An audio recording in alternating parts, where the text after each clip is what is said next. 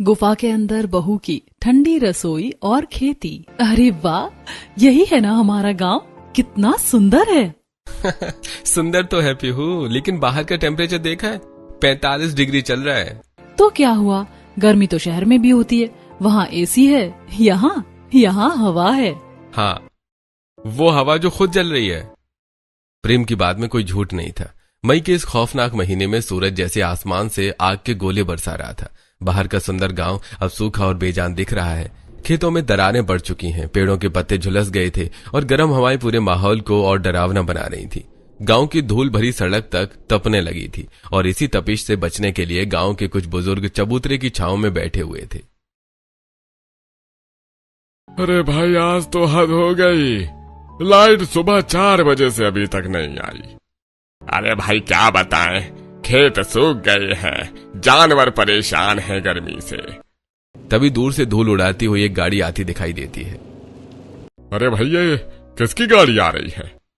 अरे लगता है अंकुश जी की गाड़ी है। तभी गाड़ी रुकती है और अंकुश जी नीचे उतरते हैं। चबूतरे पर बैठे लोग उठे और उनसे मिलने के लिए आगे आए। अरे अंकुश, हाँ गए आप लोग, पर इस महीने, इस गर्मी में? अरे क्या करें काका, हमारी बहू की जिद थी, बोली इस बार गर्मियों में गांव जाना है। हमने भी कहा चलो देख लो। अरे वाह, बहू का गर्मियों में गांव का शौक एक दिन में निकल जाएगा, देखना कल तक ये वापस शहर चलो कहने लगेगी। और तभी गाड़ी से पीहू, प्रेम, वृंदा और अदिति उतरती हैं। वैभव काका ने पीहू को देखते हुए कहा, अरे बेटा, तुम हो तो जिसे गांव की गर्मियां पसंद हैं। जी काका, मैं हूँ जिसे गांव भी पसंद है और गर्मियाँ भी। अरे भाई, अभी बोल रही हो बेटा, 2 घंटे बाद तुम्हें असली गर्मी का मजा आएगा। काका आप भूल रहे हैं, मैं शहर से सिर्फ सूटकेस नहीं, अपना ठंडा दिमाग भी साथ लाई हूँ। आप 2 घंटे की बात कर रहे हैं, मैं तो अगले 2 महीने यहीं गुजारने का इरादा करके आई हूँ। देखिएगा, मैं इस गर्मी से बचने का भी जुगाड़ निकालूंगी। तभी वृंदा ने सबको टोकते हुए कहा, अरे बाकी की बातें बाद में करना, वरना यहाँ बीच सड़क पर खड़े खड़े ही पिघल जाएंगे। चलो अब घर चले भाई साहब, हम निकलते हैं, वरना सूरज आज ही हमें भस्म कर देगा। वृंदा की बात सुनकर सबने कदम बढ़ाए। आगे गली के मुहाने पर अमृता, वैभवी और आशा हाथ में पंखा लिए अपनी अपनी देहरी पर बैठी थी। गर्मी ने तो दिमाग ही खराब कर दिया, न अंदर बैठने में चैन है और न ही बाहर। मेरा तो मन करता है सब छोड़ो और उस पहाड़ी वाली गुफा में जाकर बैठ जाओ। हाय दैया, ना गुफा का तो नाम मत लो, पता चला ठंडक के चक्कर में वहाँ गृहस्थी बसाने गई और खुद ही डरावनी कहानी बन गई। मजाक छोड़ो, पर इस गुफा में ठंडक तो वाकई में है, लेकिन क्या फायदा इसी ठंडक का, अब तो वहाँ कोई जाता भी नहीं। आशा चाची की बात अभी पूरी भी नहीं हुई थी कि तभी वृंदा अपने परिवार के साथ वहां से गुजरी। उन्हें देखते ही सभी लोग अपनी बातें छोड़कर उनसे मिलने लगे। अरे वृंदा जी, आप लोग भी गांव ऐसी तपती गर्मी में आए हैं, देखिए ना, गर्मी ने तो सबका बुरा हाल कर रखा है। गर्मी तो बहुत है, लेकिन हमारी बहू का गांव आने का बड़ा मन था, इसीलिए हम सब चले आए। अच्छा, तो बहू जी को गांव की गर्मी पसंद है। बेटा अभी तो पैर जमीन पर रखे हैं, एक दिन में सारी गर्मी समझ आ जाएगी। सभी की बातें सुनकर पीहू से रहा नहीं गया, उसने अमृता को तुरंत जवाब दिया, जी चाची, समझ आ भी गई, इसीलिए तो आई हूँ। सुना है यहाँ की गर्मी दिमाग की बत्ती जला देती है, तो सोचा मैं भी अपना थोड़ा सा टैलेंट यहीं आजमा लूं। पीहू का ये करारा और मजेदार जवाब सुनकर अमृता का मुंह खुला का खुला रह गया। वैभवी ने अपनी नजरें झुका ली। वृंदा अपनी बहू की इस हाजिर जवाबी पर मन ही मन मुस्कुरा उठी और सब आगे बढ़ गए। पर चलते चलते पीहू के कानों में अभी भी आशा चाची का वो अधूरा जुमला गूंज रहा था, उस गुफा में ठंडक तो है। चाची क्या कह रही थी? गुफा ठंडी है, लेकिन वहाँ कोई जाता नहीं है, क्यों? इसी सोच में डूबी हुई पीहू को पता ही नहीं चला कि कब सब लोग घर पहुंच गए। जैसे पुराने घर का दरवाजा खुला, कई दिनों से बंद पड़े घर की धूल और हवा गर्म बाहर निकल आई। फिर सबने मिलकर घर की सफाई शुरू की। जहां प्रेम और अदिति गर्मी से थक चुके थे, वहीं पीहू के चेहरे की खुशी और उत्साह जरा भी कम नहीं हुआ। थोड़ी देर बाद पुराना कूलर भी चल पड़ा। शाम होते होते पीहू ने पूरे परिवार के लिए प्यार से देसी खाना बनाया और फिर आंगन में दरी बिछाकर सब लोग साथ बैठकर खाना खाने लगे। ओ गॉड भाभी, आपके इस गांव वाले एडवेंचर के चक्कर में हम यहाँ आ तो गए हैं, पर ये कूलर भी बस गर्म हवा के थप्पड़ मार रहा है। अदिति, मैंने पहले कहा था पीहू का एडवेंचर अभी शुरू हुआ है, हमारी हालत अभी से टाइट है। अरे खाना खाइए पहले, पेट भरेगा तो गर्मी भी अच्छी लगने लगेगी। जैसे ही सबने पहला निवाला लिया ही था कि कूलर की घरघराहट बंद हो गई। पूरा घर अंधेरे में छा गया, लाइट कट चुकी थी। ये लो, जिसका डर था वही हुआ। भाभी अब तो हद हो गई है, कूलर बंद, पंखा बंद, हम यहाँ कबाब बन जाएंगे। चुप रहो अतिथि, पीहू ने इतनी मेहनत से खाना बनाया है। पीहू बेटा तो फिक्र मत कर।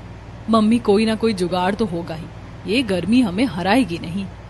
अरे हर जगह जुगाड़ ढूंढ लेती हो, पर इस बार बताओ क्या सोच रही हो? अभी कुछ पक्का नहीं है, पर कल सुबह एक जगह देखनी है। कौन सी जगह? पहले खाना खाओ। सभी लोगों ने जैसे तैसे खाना खाया। रात घिर आई, गर्मी की वजह से घर के अंदर रुकना मुश्किल था। आखिरकार सबने छत पर चादरें बिछाई और वहीं लेटे। यार छत पर तो थोड़ा ठीक है। हाँ छत पर ठीक है, लेकिन क्या हर रात छत पर ही सोएंगे? अरे नहीं, बस 1-2 दिन की बात है, लाइट आ जाएगी। यहाँ लाइट का कोई भरोसा नहीं है, पहले भी ऐसे ही था। वहीं पीहू चुप लेटी है, उसकी आंखें खुली हैं, आसमान देख रही है, दिमाग चल रहा है। इस घर में नहीं चलेगा, कहीं और कोई ऐसी जगह जहाँ दीवारें खुद ठंडी हो। कुदरत ने जरूर कुछ बनाया होगा, कल की कल देखेंगे। अभी तो मैं आसमान के नीचे आराम से सो जाऊं। अगली सुबह उमस ने फिर घेरा डाल लिया। वृंदा ने दरवाजा खोला तो सामने अमृता और वैभव भी खड़ी थी, जैसे रात भर से वहीं बैठी हो। अरे वृंदा जी, रात कैसी गई? बहू रानी का एडवेंचर कैसा रहा? ठंडी हवा मिली? हम तो रात भर इंतजार में थे, सोचा सुबह होते ही बहू जी के बैग बंद जाएंगे। शहर की हवा याद आती है ना रात को। वृंदा ने एक नजर दोनों पर डाली। चेहरे पर कोई घबराहट नहीं, बस एक शांत मुस्कान, जैसे पहले से पता हो कि सामने वाले क्या कहने वाले हैं। रात बहुत अच्छी गई दीदी, छत पर सोए, तारे देखे। शहर में तो ये नसीब ही नहीं होता। और बहू? मेरी बहू का मजाक उड़ाने की कोशिश में जो वक्त लगा रही हैं आप, उतने वक्त में वो कुछ नया सोच चुकी होगी। वो मुश्किल देखकर हारने वालों में से नहीं है। दोनों चुप हो गईं और छत पर पीहू दूर पहाड़ी की तरफ देख रही थी। इधर पूरा गांव सूखा, उधर घनी हरियाली। तभी आशा चाची की बात याद आई, गुफा उधर ही थी। इधर सब सूखा, उधर इतनी हरियाली, कैसे? नीचे से आवाजें आई, तभी पीहू ने झांक कर देखा। नीचे गांव की औरतों को देखकर वो सीढ़ियों से उतरकर नीचे आ गई। अरे बहू जी, सुना है एडवेंचर करने आई हो इस तपती गर्मी में, शहर का सारा ऐशो आराम छोड़कर?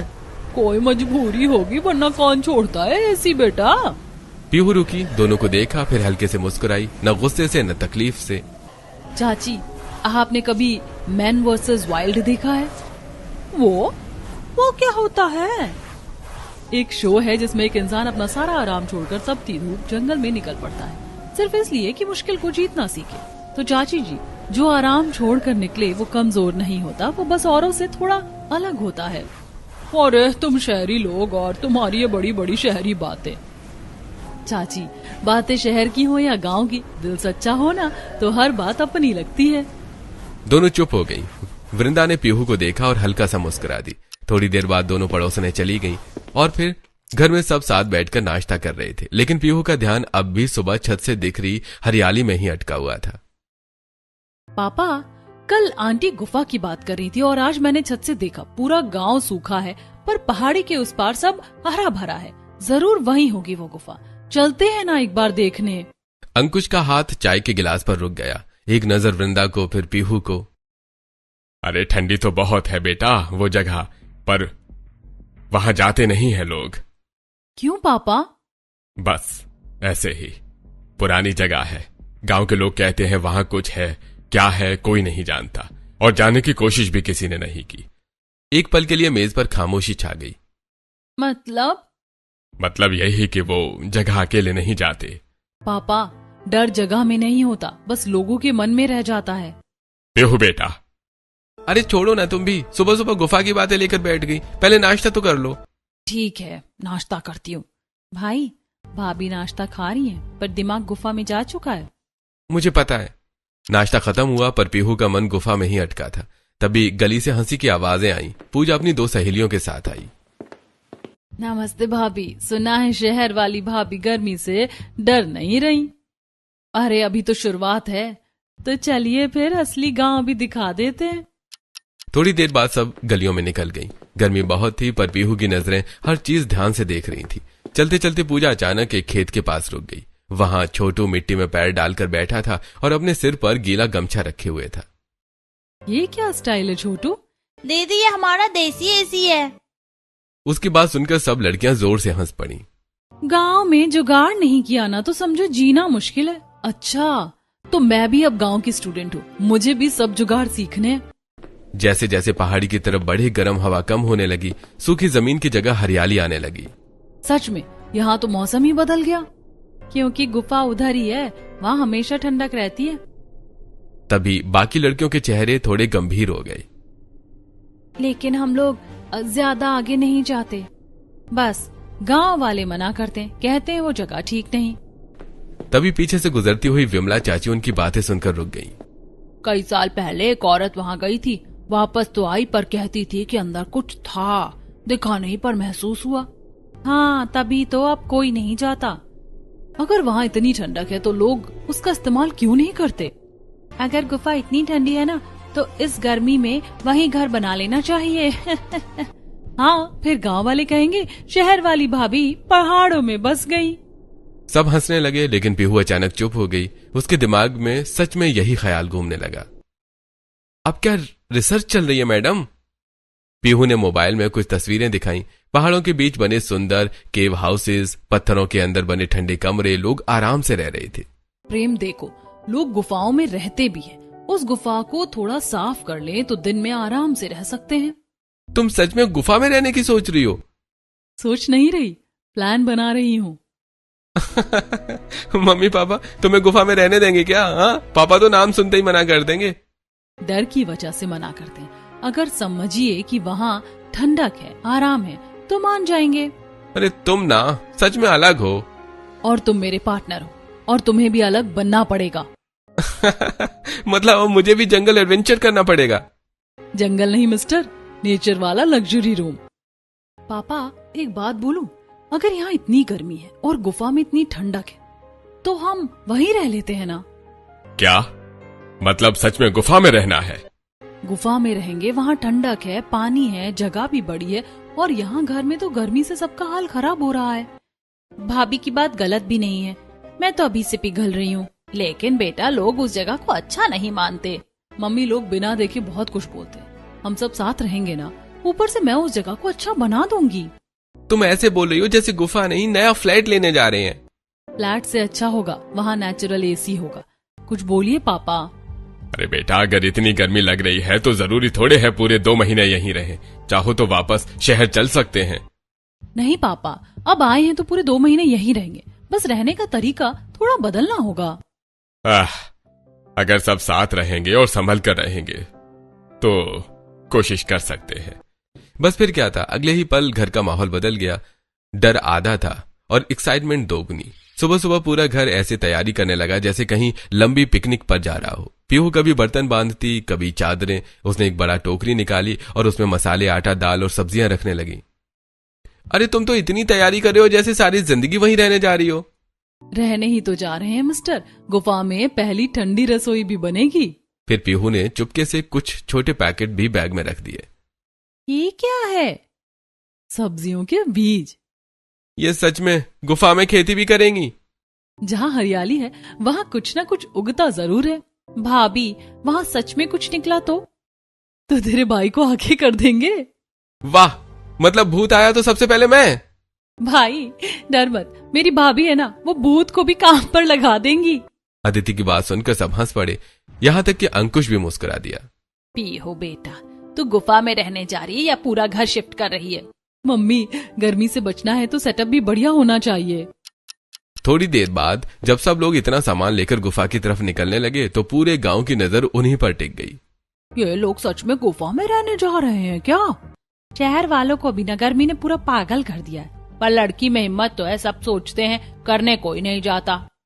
अरे अगर सच में वहाँ ठंडक निकली ना तो पूरा गांव बाद में इन्हीं के पीछे जाएगा।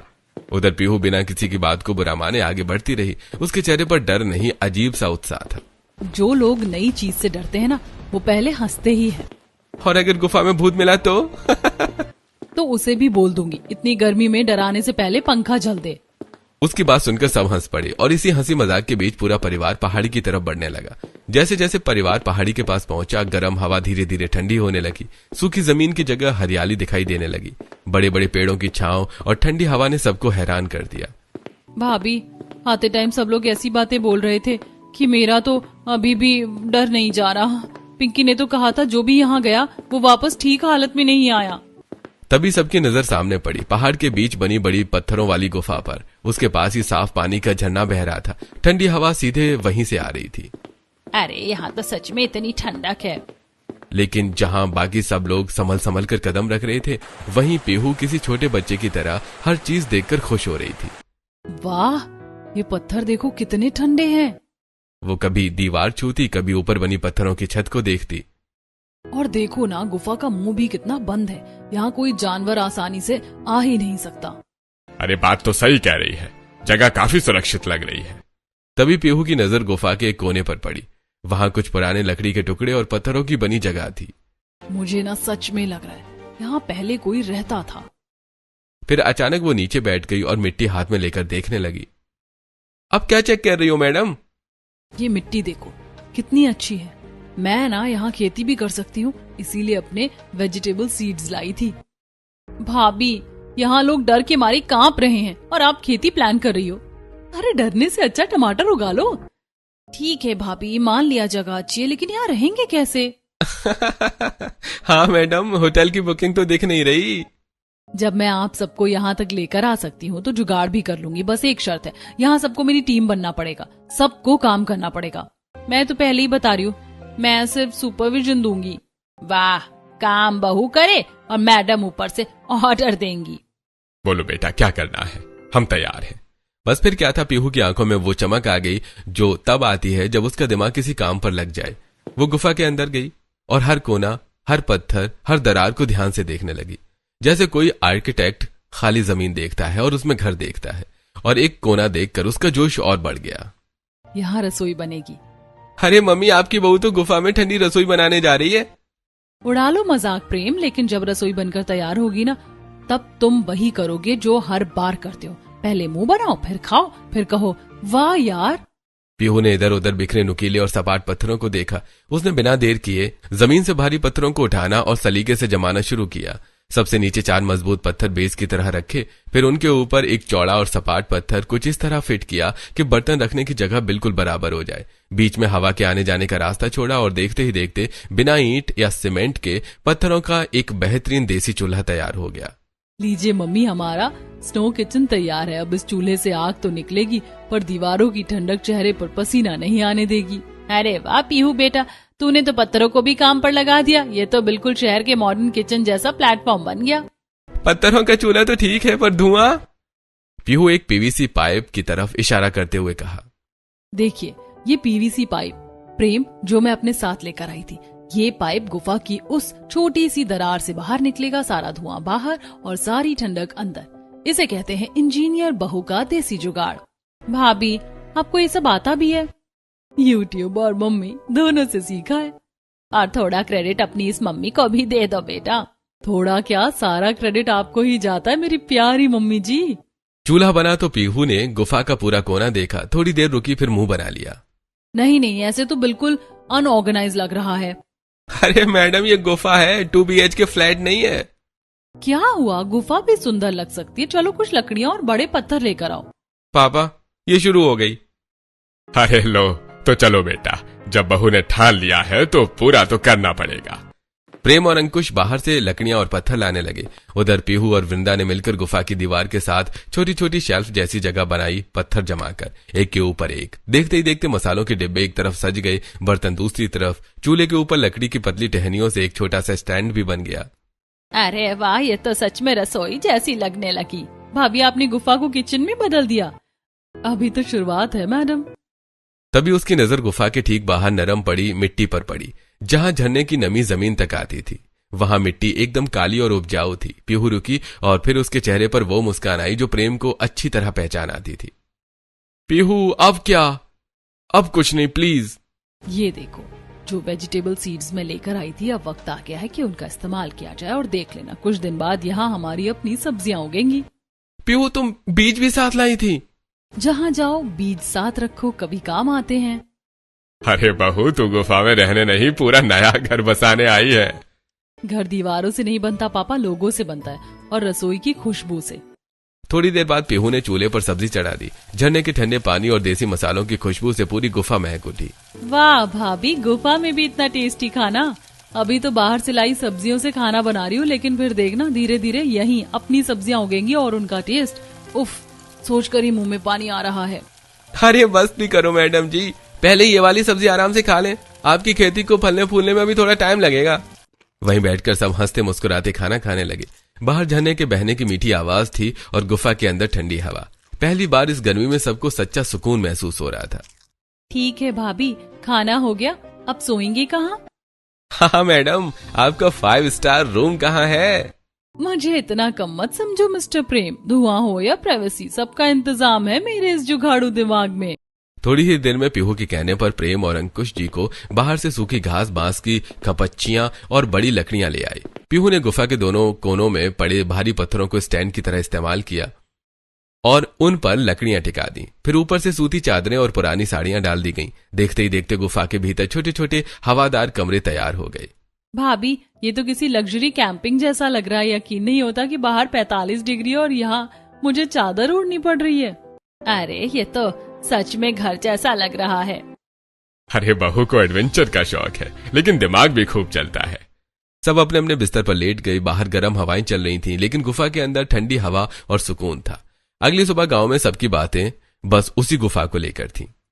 पूरा एक दिन हो गया, कोई खबर ही नहीं आई। मुझे तो डर लग रहा है कहीं सच में कुछ गड़बड़ ना हो गई हो। अरे पहले भी लोग वहां जाने से डरते थे, यूं ही नहीं डरते थे।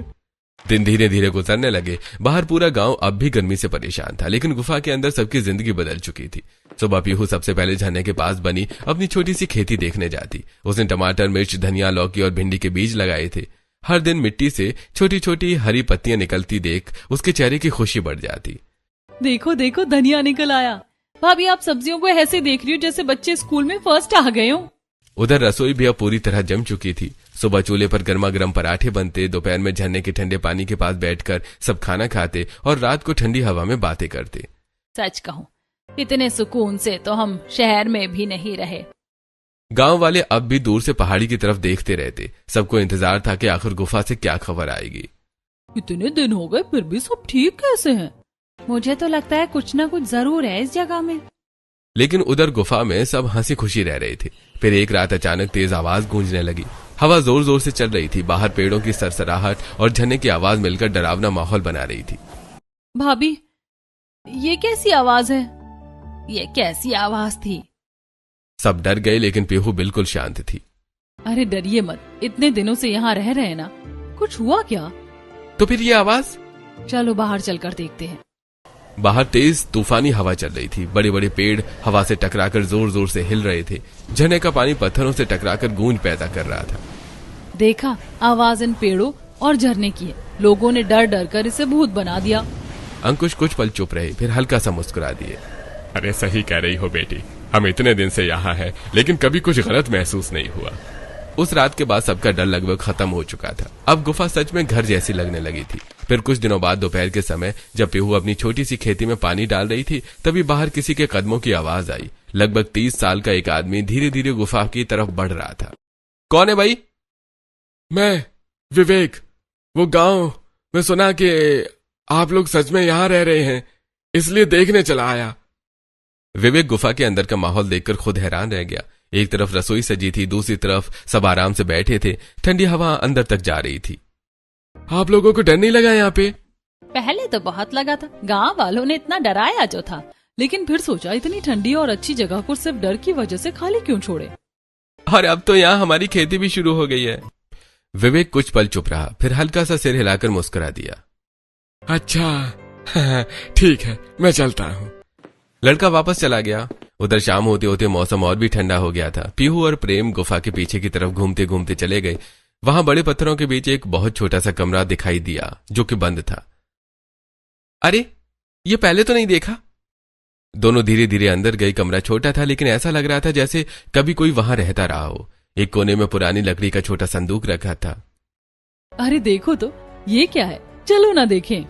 अब तुमने ठान ही लिया है तो अगर मैंने मना किया ना तो मेरी शामत आ जाएगी। चलो बेहतर यही है कि तुम्हारी बात मान ले। दोनों धीरे धीरे उस छोटे कमरे के अंदर गए। चारों तरफ धूल जमी हुई थी। तभी एक कोने में रखा पुराना लकड़ी का संदूक पीहू की नजर में आया। प्रेम, देखो यहाँ कुछ रखा है। पीहू झुककर संदूक के पास बैठ गई और उसने धीरे से ऊपर जमी धूल हटाई और फिर उसका ढक्कन खोला। अंदर एक पुरानी डायरी रखी थी जिसके पन्ने पीले पड़ चुके थे। पीहू उसे धीरे से उठाकर पढ़ने लगी। जो डर पर काबू पा लेगा वही इस गुफा की ठंडी सांसों को महसूस कर पाएगा। जिसने आंखों से नहीं दिमाग से देखा उसे यहाँ कभी अंधेरा नहीं लगेगा। नीचे कुछ और लिखा था। हम मजबूर थे, हमारे पास रहने को कोई जगह नहीं थी। इस गुफा ने हमें तपती गर्मियों में सहारा दिया, लेकिन डर था कहीं कोई हमसे ये जगह छीन ना ले। इसीलिए हमने अफवाह फैला दी कि यहाँ अनहोनी होती है। लोग डर गए और ये जगह सिर्फ हमारी रह गई। लेकिन मुझे एहसास है कि हमने गलत किया। डर फैलाकर लोगों को इस नेमत से दूर रखा। कुछ पल के लिए दोनों चुप हो गए।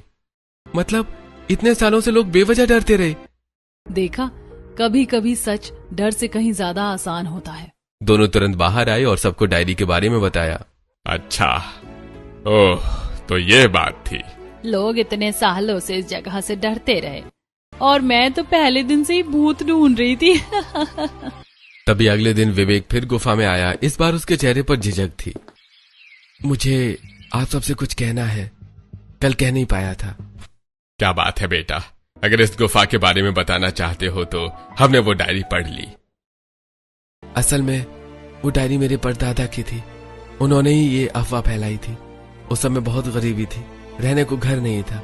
उन्हें डर था कि कोई ये जगह उनसे छीन न ले। सब चुपचाप उसकी बात सुनते रहे। बाद में उन्हें अपने किए का बहुत अफसोस रहा। जब उन्हें पता चला कि अब कोई यहाँ रहने आया है तो वो बहुत खुश हुए।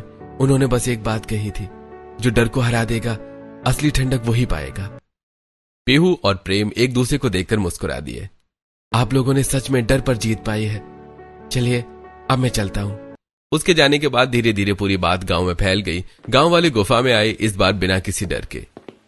हमने तो बेकार में उस जगह को डरावना बना रखा था।